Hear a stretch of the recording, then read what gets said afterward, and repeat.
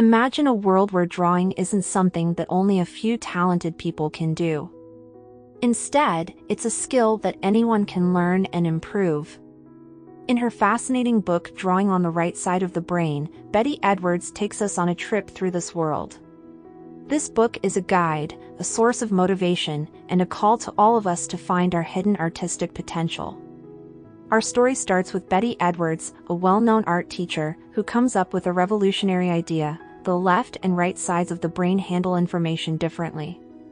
The left side of the brain is logical, analytical, and verbal. The right side, on the other hand, is artistic, intuitive, and visual. Edwards says that traditional art schooling is mostly based on left-brain thinking, which can make it hard for people with artistic talent in their right hemisphere to show it. Edwards tells us about her students, who all have their own worries and fears about how good they are at art. They fight with the idea that drawing is something only gifted people can do well. But Edwards tells them that they can also learn to draw well by using their right brains. As the story goes on, Edwards shows different activities and methods that get the right brain involved and let it use its visual perception skills. She leads her students through exercises like upside-down drawing and pure contour drawing, which help them see things as they really are instead of depending on symbols or ideas they already know. The Drawing on the Right Side of the Brain class is a key part of the book. Edwards teaches her students how to draw a picture step by step. She tells her students how important it is to look at the subject without any preconceived ideas and to trust their new right brain skills. The results are very impressive.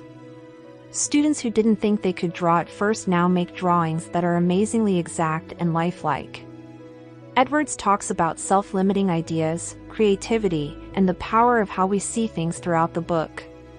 She disagrees with the idea that artistic ability is something that people are born with. Instead, she says that drawing is a skill that can be taught and improved. She thinks that if we use our right brains, we can tap into our natural imagination and find new ways to express ourselves. Edwards gives strong examples and drawings to back up what she says.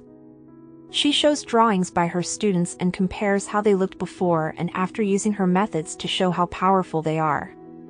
She also shows great works of art by well-known artists and talks about how they used right-brain thinking skills in their work.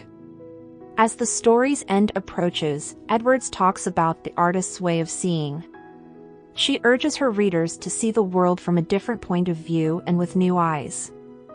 By doing things like negative space and gestalt, she shows how our brains can see the world in a more natural and whole way. The book ends with a thought about the process of discovering art. Edwards tells her readers to keep practicing their new skills and gives them more tasks to help them get even better.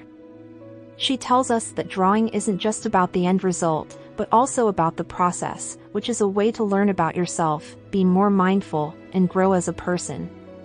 In Drawing on the Right Side of the Brain, Betty Edwards shows a new way to draw that goes against what most people think about ability and creativity. She helps us find our hidden artistic potential through interesting stories, hands-on tasks, and inspiring examples. As this chapter comes to an end, we have a stronger belief in our own artistic skills and a strong desire to use the right side of our brains to make art that really speaks to our hearts.